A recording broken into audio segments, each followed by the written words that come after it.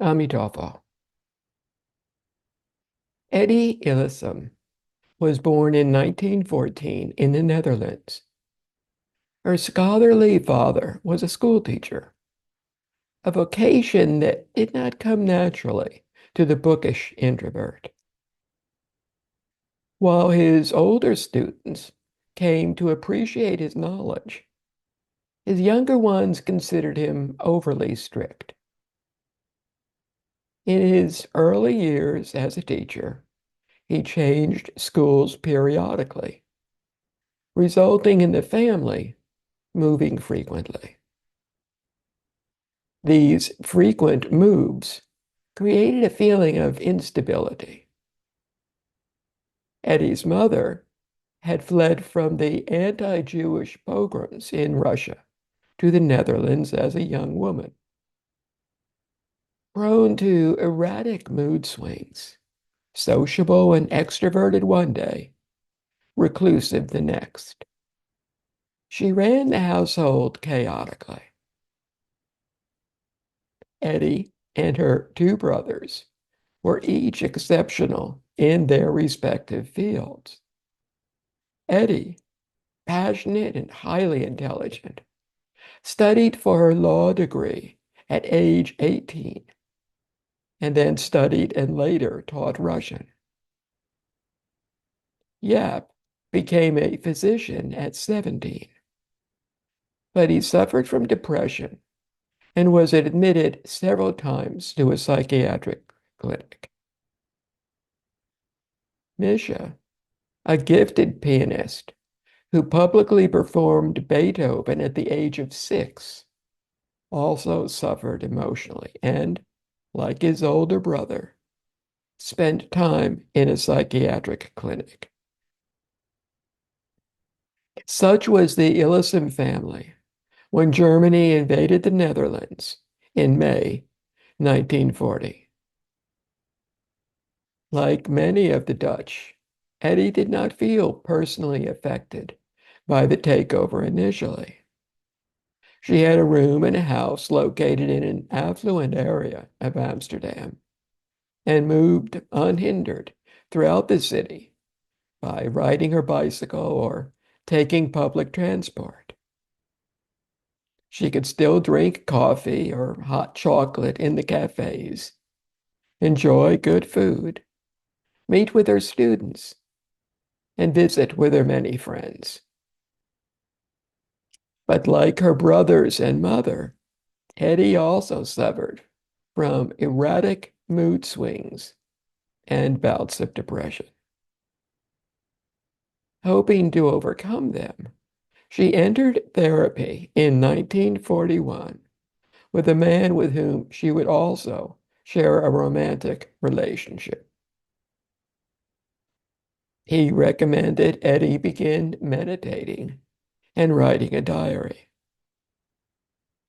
It was a horror-filled time to begin such reflective undertakings. The German authorities had begun to impose a steady stream of restrictions intended to intimidate and humiliate the Dutch Jews. Early on, the authorities required every Dutch person over 15 to be officially registered. Given a photo identity card, they had to carry it with them at all times. The cards of Jews were marked with the letter J. Jews were forbidden to move away from Amsterdam and then barred from emigrating. They had to turn in their radios and were prohibited from entering restaurants, libraries, museums, markets, parks. The restrictions ballooned. Jews could not work for non-Jews, drive a car, buy fresh produce from non-Jewish shops. They were prohibited from using any form of public or private transport, possessing a bicycle or other means of transport, or being on the streets from 8 p.m. to 6 a.m. They were forbidden to visit non-Jews, to use payphones, and then to have telephones in their homes.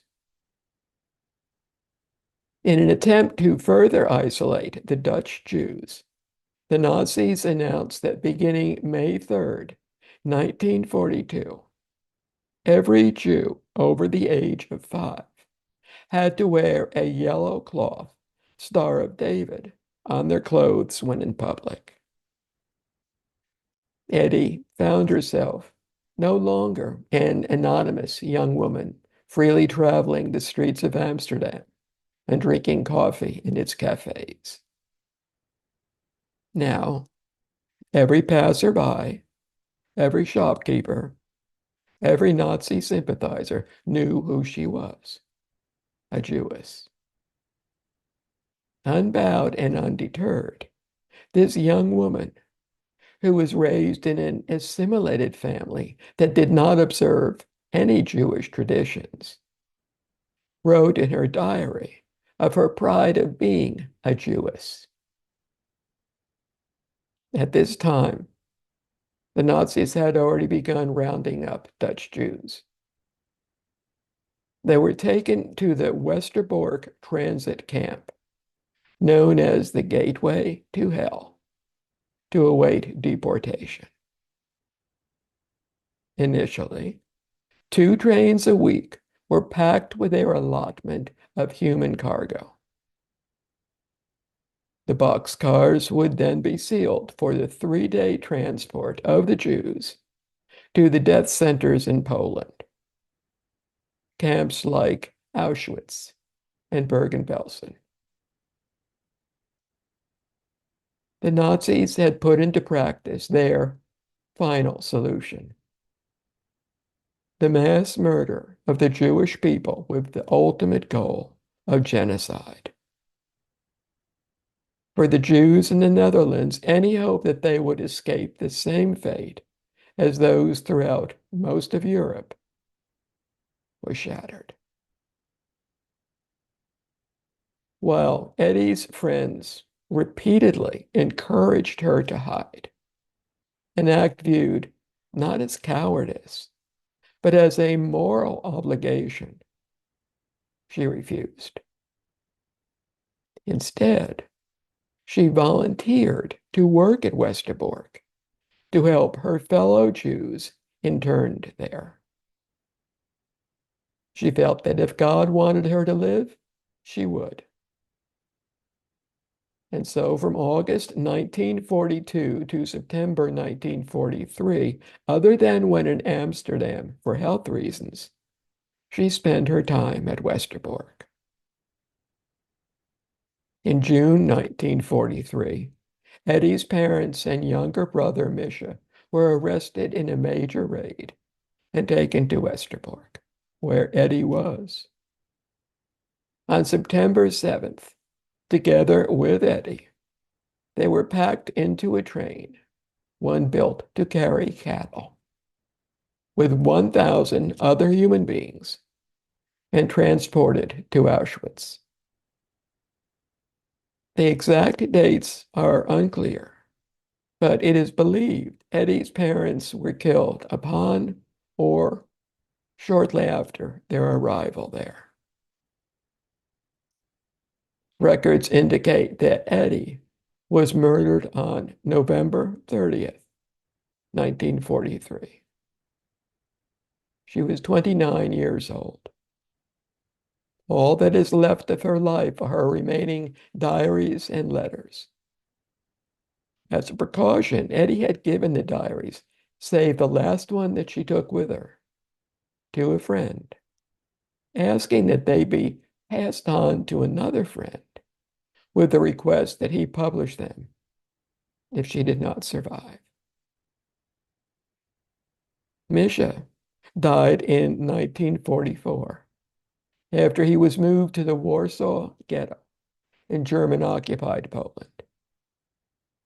Yap, who was sent to Westerbork a few weeks after his parents and Eddie were deported from there, died in 1945 on the train that was taking him away from the Bergen-Belsen concentration camp, just days after it was liberated.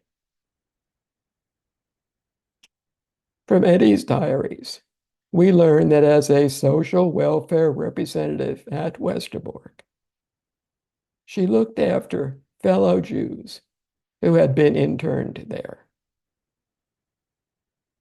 Feeling a sense of solidarity with all Jews, a shared destiny, she found within herself an integral part of being, an interconnectedness that superseded a person as an individual. Egoism and self-centeredness were peeled away.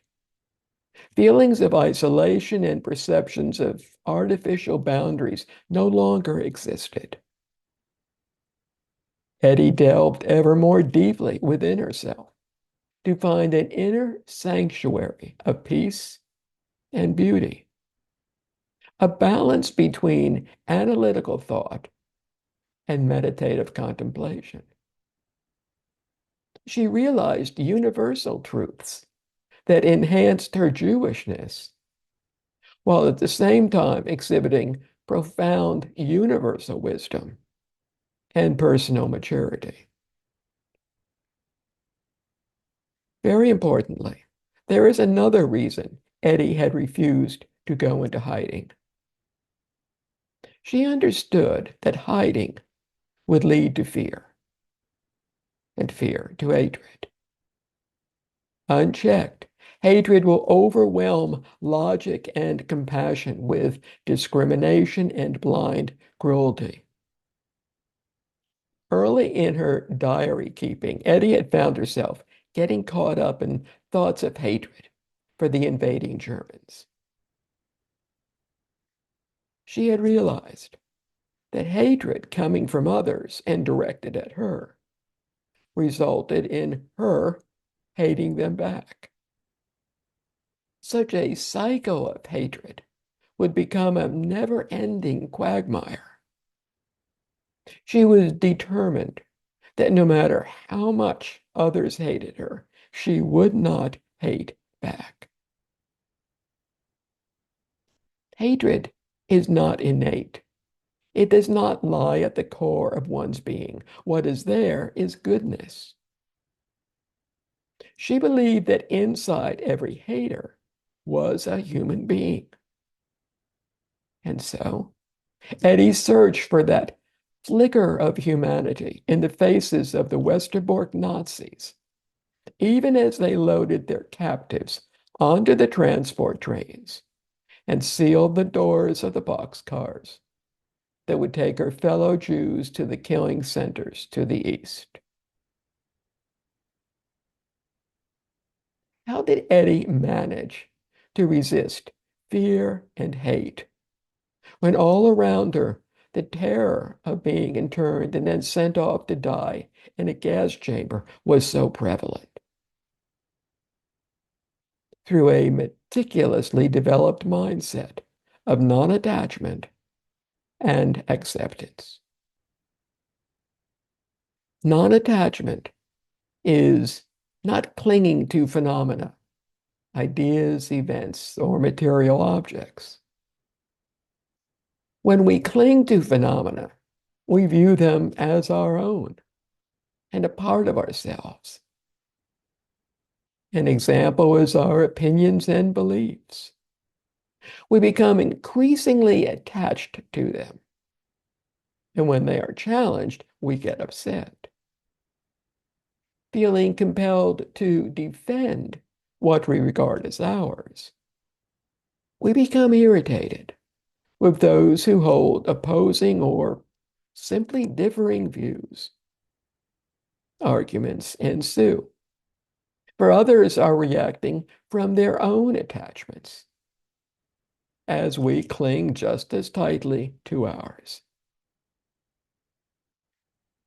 This irritation leads to simmering anger for both of us, which can all too easily morph into full-blown mutual hatred.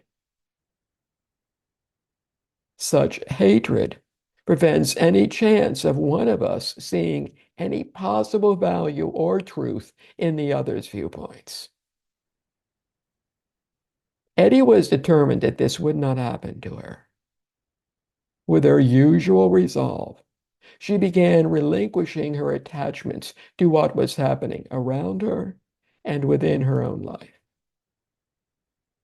It wasn't that she no longer cared, but that she cared unreservedly, free of self-interest, free of fear. And so, even while facing a terrifying future, she was able to retire to that peaceful place within her, what she had begun calling soul in her early meditations. She settled into this sanctuary and gained the strength to care for others with compassion and even moments of joy as she faced the coming days with acceptance. As she wrote, "With each minute that passes, I shed more wishes, desires, and attachments. We have to rid ourselves of all sense of security, find the courage to let go of everything." End quote. In the face of the inevitable, in trying to rid herself of all the things that people cling to, Eddie strove for non-attachment and acceptance. Acceptance enables us to clearly perceive reality while we remain undisturbed and calm. For example, it is acceptance when we walk into a cold room and simply acknowledge that we're going to be uncomfortable for a while. Ultimately, acceptance can be recognizing that we are hurtling toward an unavoidable crisis and that nothing we do can alter the inevitable. Struggling against it will only make our suffering worse. Better to prepare for what is inescapable. Also, struggling requires effort and time. Would it not be better to use our remaining inner resources for worthwhile living, as Eddie did by caring for others,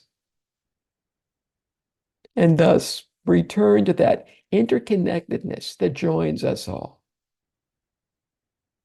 Eddie accepted and calmly faced the pervasive, timeless presence of this suffering.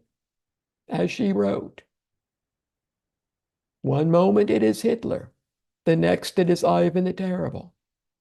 One moment it is Inquisition, and the next war, pestilence, earthquake, or famine. Ultimately, what matters most is to bear the pain, to cope with it, and to keep a small corner of one's soul unsullied, come what may." End quote. Pragmatically, Eddie began to mentally prepare herself for what was sure to come by imagining the arrival of the official notice ordering her to report to Westerbork for internment. She'd get her hair cut. Then she'd visit her dentist for some final dental work. Next, she'd pack her rucksack with a few much-loved books and some warm clothes. Photos weren't needed. Images of loved ones were already hung on the walls of her mind.